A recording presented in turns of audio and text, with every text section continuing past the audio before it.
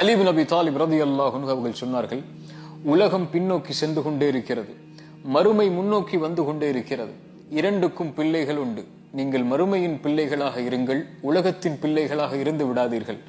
இன்று செயல்படலாம், விசாரணை கிடையாது. நாளை விசாரிக்கப்படுவோம், மறுமையில் விசாரிக்கப்படுவோம். ஆனால் எந்த ஒரு செயலையும் செய்ய முடியாது. உமர் இப்னு கத்தாப் ரலியல்லாஹு அன்ஹு அவர்கள் சொன்னார்கள், அல்லாஹ் உங்களை விசாரிப்பதற்கு முன்னால் மறுமையில் நீங்கள் உங்களை இந்த உலகத்தில் விசாரித்துக் கொள்ளுங்கள். யார் இந்த உலக வாழ்வில் தன்னை விசாரணை செய்து கொள்கிறானோ இவனுக்கு மறுமையின் விசாரணை எளிதாக இருக்கும் என்று.